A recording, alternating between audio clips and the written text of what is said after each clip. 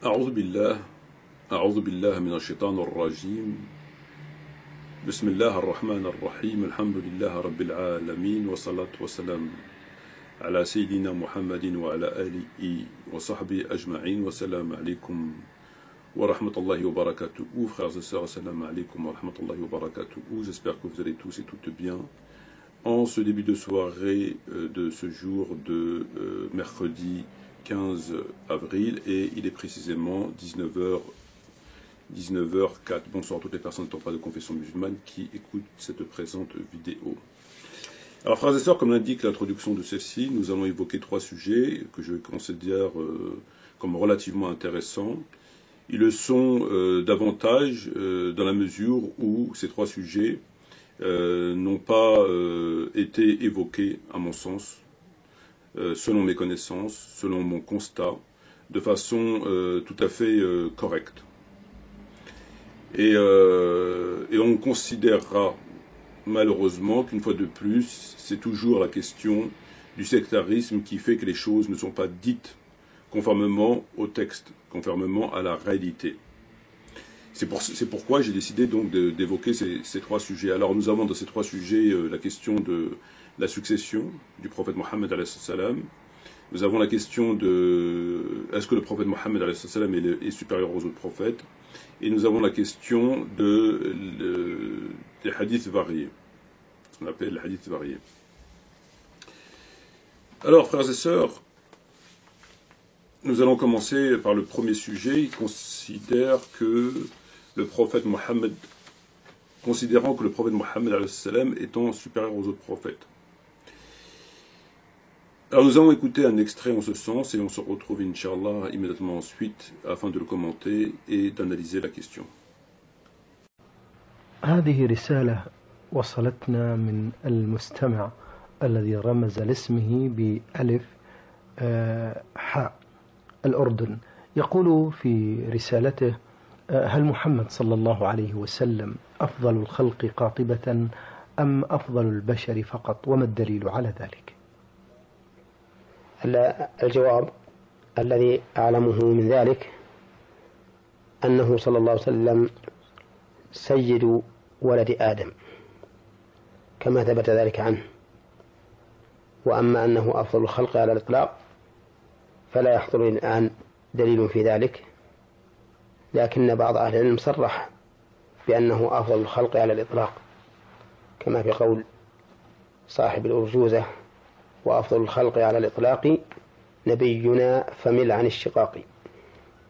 والمهم أن محمدا عبد الله ورسوله أرسله الله تعالى إلى الثقلين الإنس والجن هاديا ومبشرا ونذيرا، فعلينا أن نؤمن به تصديقا بأخباره وامتثالا لأوامره واجتنابا لنواهيه.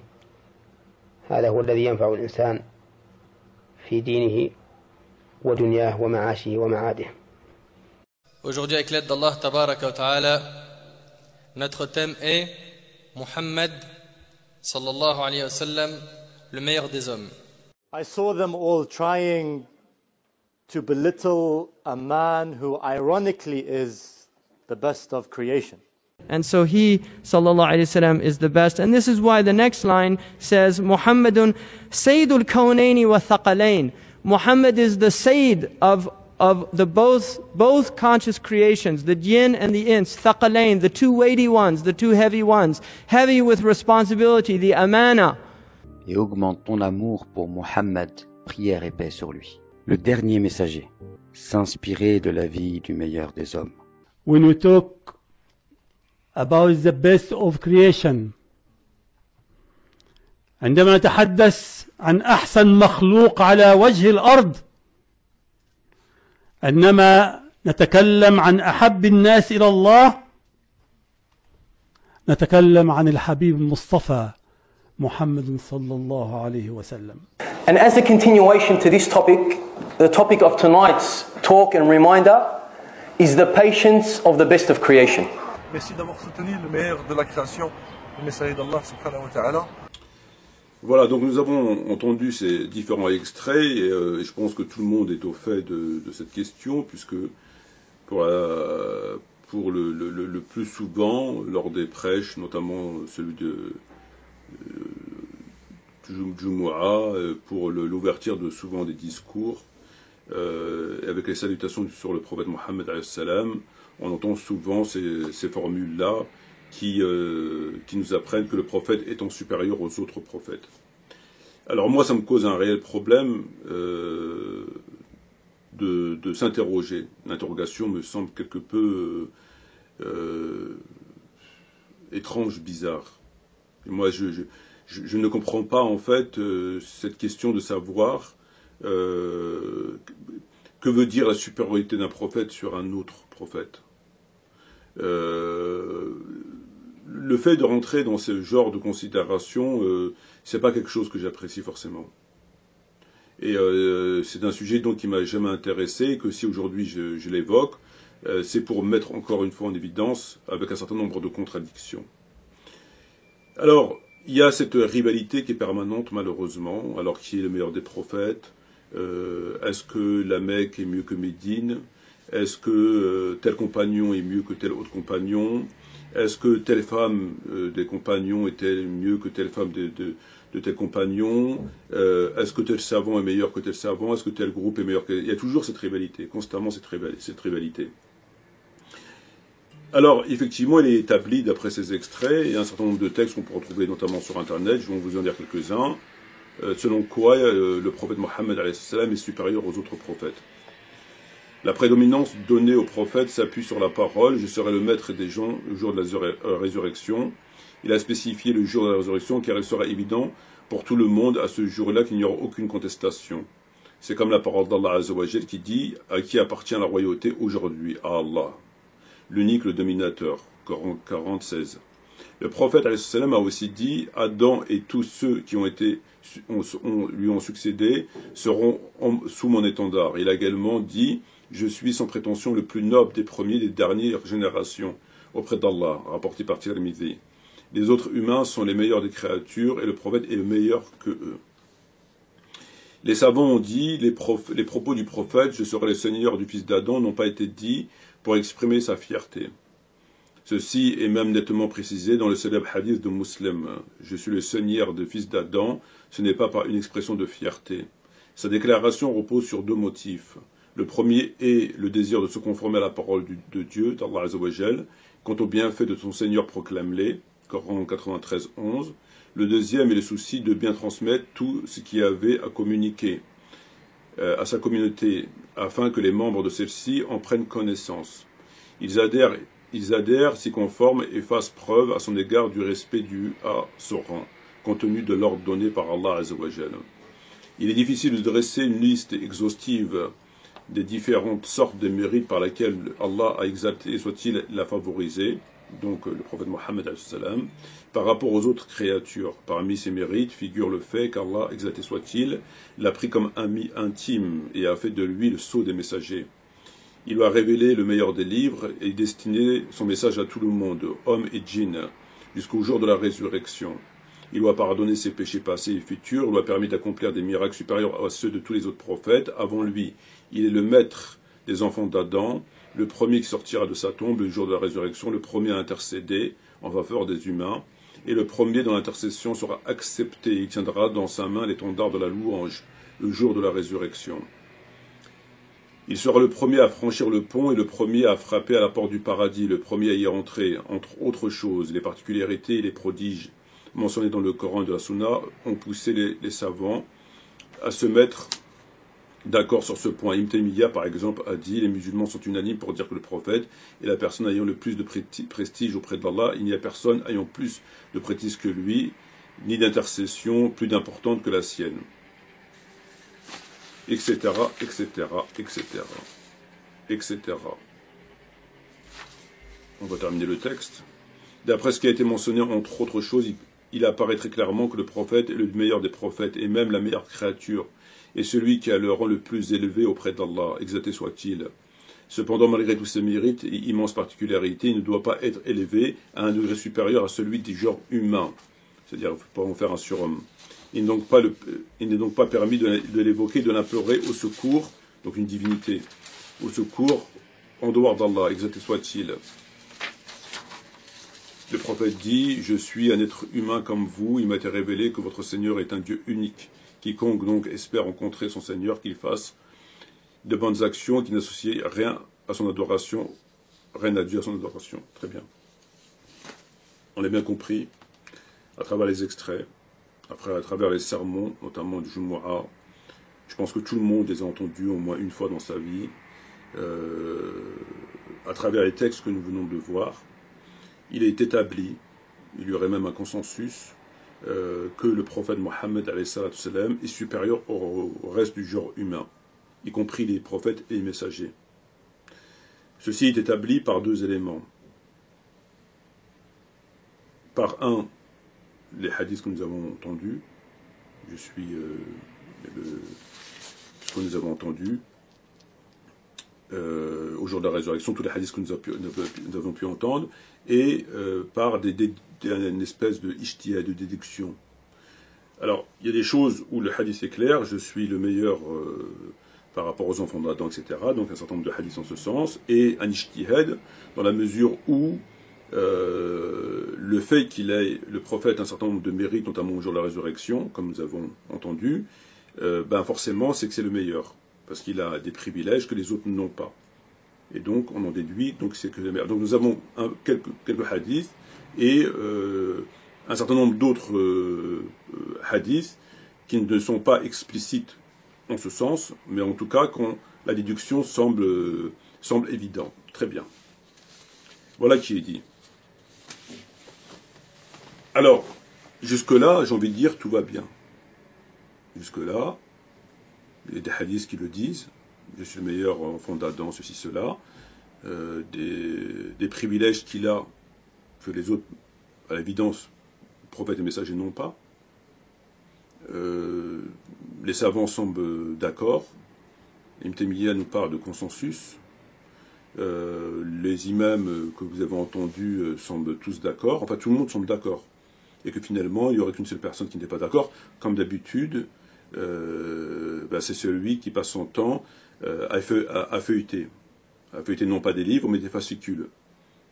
Et donc, on ne comprend pas. Tout semble établi.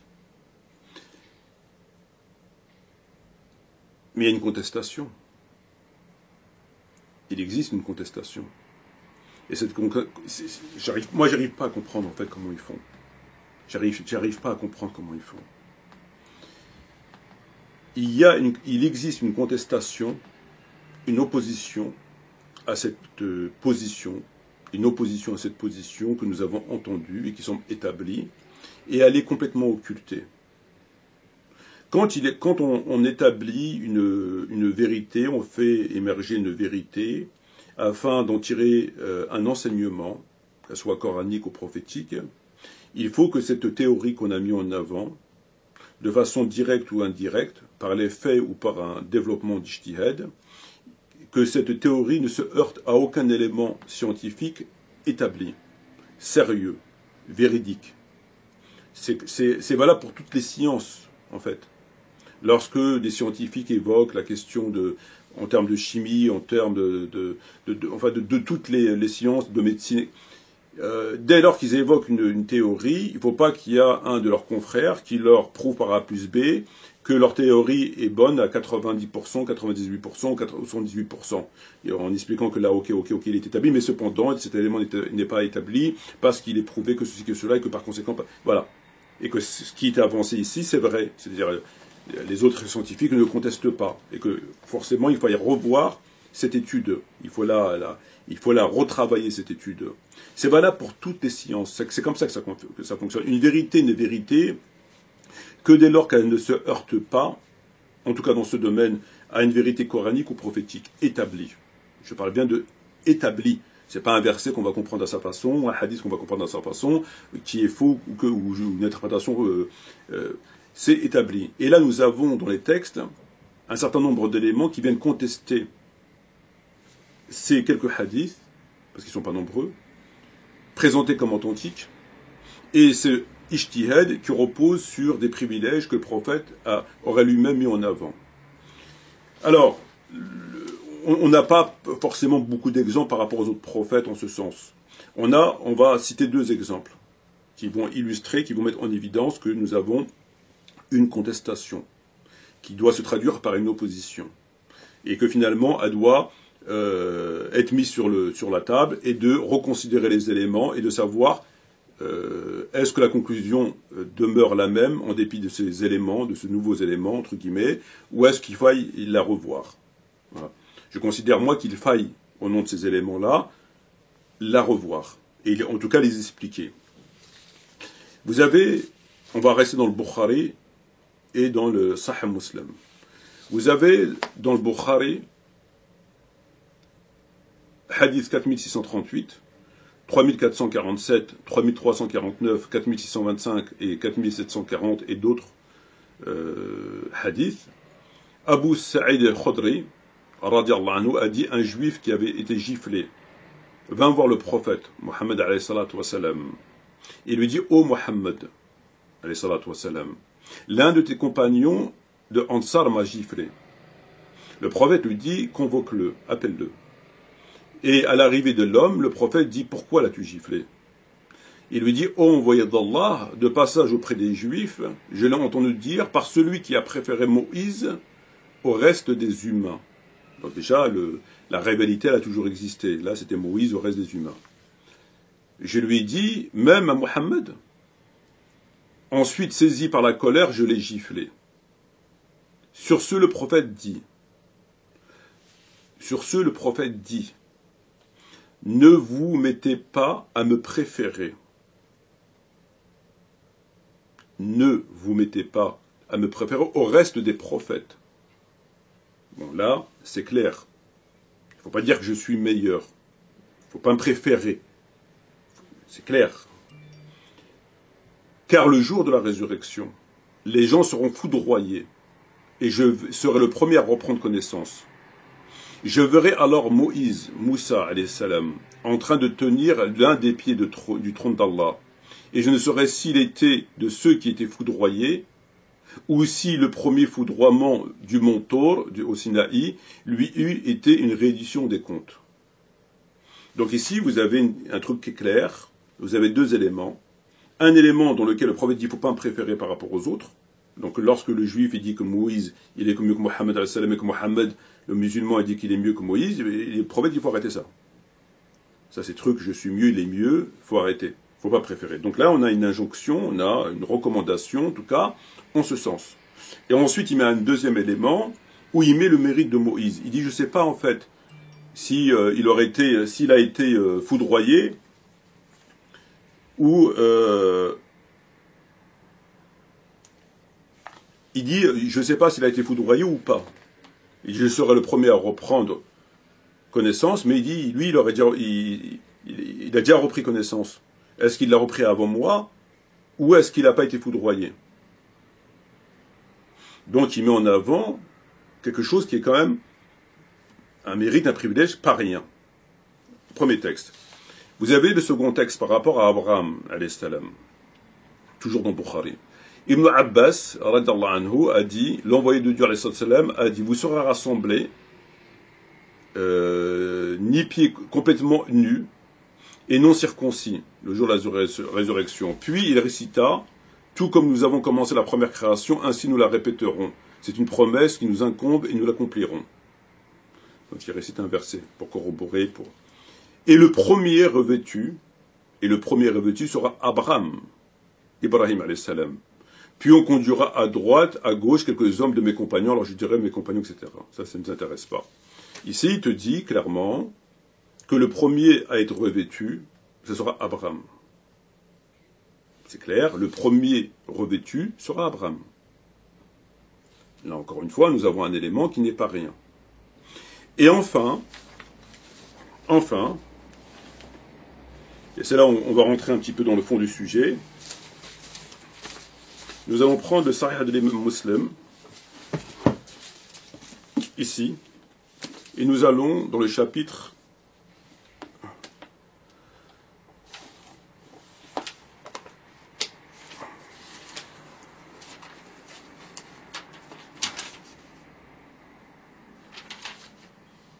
Alors,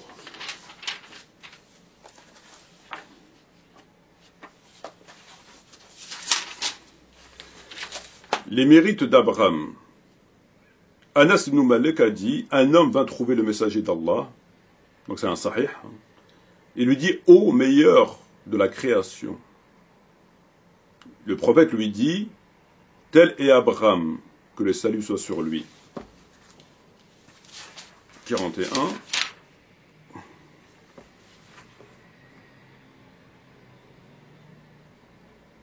Ja'a rajul ila Rasulullah alayhi salatu wassalam faqala ya khair bariya faqala Rasulullah alayhi salam dhaka Ibrahim alayhi salam. Oh, le meilleur de la création, il lui dit, c'est Abraham le meilleur de la création. Très bien. L'explication de ce hadith, c'est quoi? Alors, tel est Abraham, etc., etc. Alors, le prophète, Nawawi, écoutons Nawawi, le prophète a dit cela par modestie et respect envers Abraham, vu qu'il est l'intime de Dieu et qu'il est l'ancêtre du prophète, sinon notre prophète est le meilleur, puisqu'il dit « Je suis le meilleur d'entre les descendants d'Adam », sachant qu'il ne l'a pas dit par orgueil ni par esprit hautain envers ses prédécesseurs. On va continuer à lire le texte. Il l'avait en fait dit par devoir de communiquer ce qui lui est commandé. C'est pourquoi il ajoute, sans en tirer orgueil, afin de barrer le chemin à tous ceux qui pourraient se présenter aux esprits extravagants. L'on dit aussi qu'il est probable que le prophète a dit qu'Abraham est le meilleur entre l'humanité avant qu'il ne sût qu'il était lui-même le meilleur des humains. Si l'on dit qu'il a une interprétation surmentionnée inconsistante, elle est inconsistante, il s'agit d'un fait, et là, il ne peut changer par un successeur, il est abrogé, etc. Le meilleur humain. Bref, bon. Alors, ici, on nous explique que c'est un hadith sahih, muslim. Un homme vient voir le prophète, il lui dit « Oh, le meilleur de la création ». Alors aujourd'hui, le meilleur de la création, c'est le prophète, c'est ce qu'ils disent dans les prêches. Il lui dit « C'est pas moi ». En gros, tu fais erreur sur la personne. C'est qui? C'est Abraham. Très bien. Donc nous, si on s'en tient au texte, l'interprétation, elle est quand même extrêmement limitée. Le meilleur, c'est Abraham. Qui l'a dit, le prophète. Naouin dit non. C'est pas le prophète. Malgré qu'il a dit que c'était Naouin dit non, c'est pas Abraham, c'est le prophète. Pourquoi? Il nous dit, il a dit ça par modestie. Lorsque le prophète dit c'est pas moi, c'est Abraham, il le dit par modestie. C'est ce qu'il nous dit Nawawi. C'est la modestie. Très bien.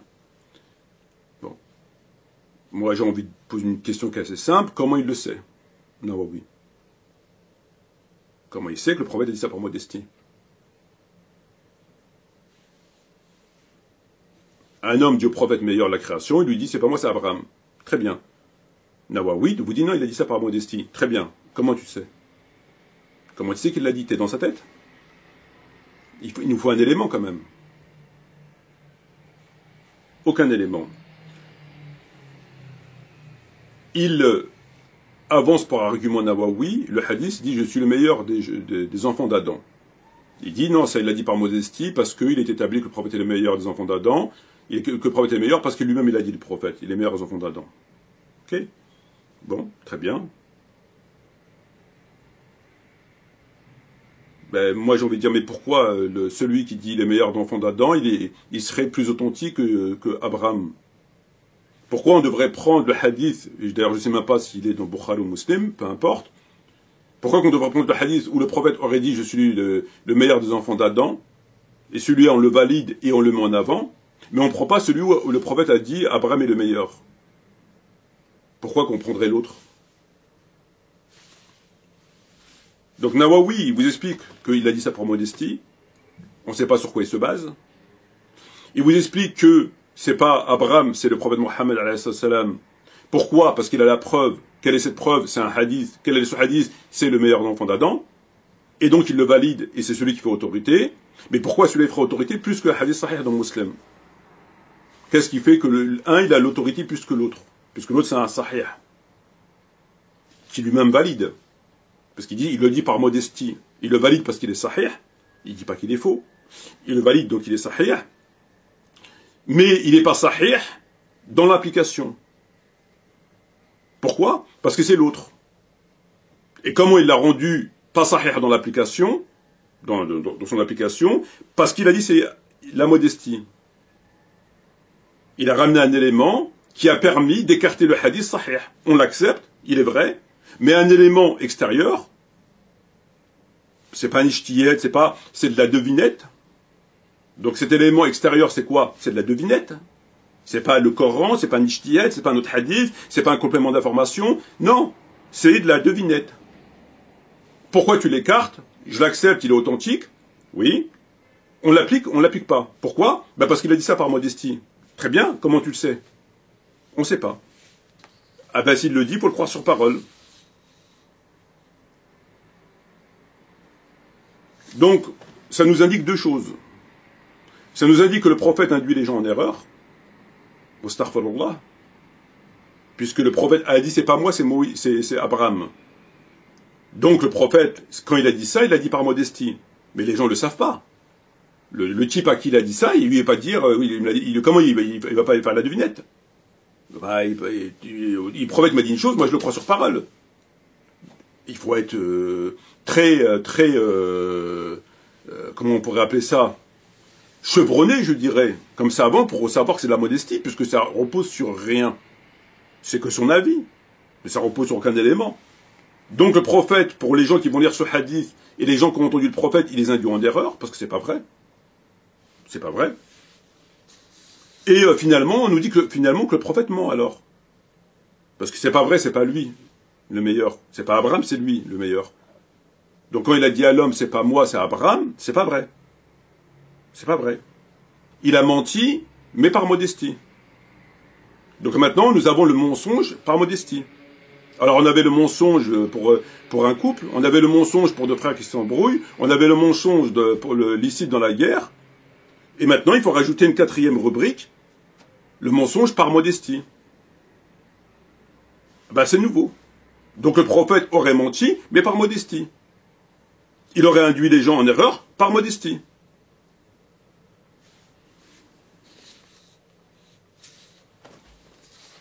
Pourquoi ils ne veulent pas croire le prophète quand il dit que c'est Abraham? Le hadith il est sahih, pourquoi vous ne le croyez pas? Parce qu'il y a d'autres hadiths. Oui, mais pourquoi ce ne seraient pas les autres le problème? Vous ne voulez pas le croire, vous voulez à tout prix que ce soit lui le meilleur, en fait. Bessif.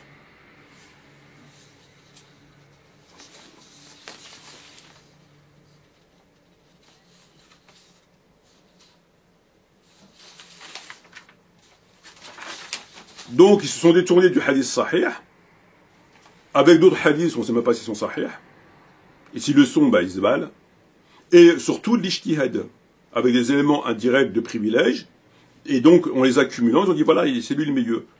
C'est lui le mieux avec les éléments, c'est moi le premier, c'est moi le premier. Et ça, par l'ijtihad, a plus de valeur que le propos lui-même, clairement, du prophète, qu'il le dit lui-même, et dont Nawawi valide, parce qu'il est sahih. Il aurait dit, il n'est pas vrai. Je veux bien le croire. Dis-moi, je l'écarte, il n'est pas vrai, c'est celui-là qui est vrai. Bon, c'est son choix. Mais là, il le valide. On a interrogé Fawzan ibn Abdullah al-Fawzan. Le questionneur demande au shir, est-ce qu'il y a des mensonges blancs et des mensonges noirs? Bon ou mauvais mensonge? Réponse, tous les mensonges sont noirs. Il n'y a pas de mensonges blancs. Chacun d'entre eux sont noirs et ne sont pas autorisés, excepté 3 situations. Mentir afin de concilier des personnes qui se disputent, ou l'époux ment à l'autre pour améliorer la relation, ou mentir dans le but d'échapper à l'oppresseur, afin d'échapper à l'oppresseur. C'est ce qu'on appelle l'interprétation. En dehors de cela, le mensonge est interdit à tous. Et le mensonge est un péché majeur et il n'est pas permis. Lui, il n'a pas dit par modestie, il a autorisé le mensonge. Il dit, il y en a 3, et en dehors de cela, il n'y a pas d'autre autorisation de mentir. Donc finalement, nous avons quoi? Nous avons d'un côté des gens qui vous disent, selon des hadiths, clairement, que le prophète est le meilleur, selon la lecture d'un certain nombre de privilèges, ils en ont déduit que c'est le meilleur. En face, vous avez des hadiths qui sont sahih, où il dit c'est pas moi, c'est Abraham, ils en veulent pas.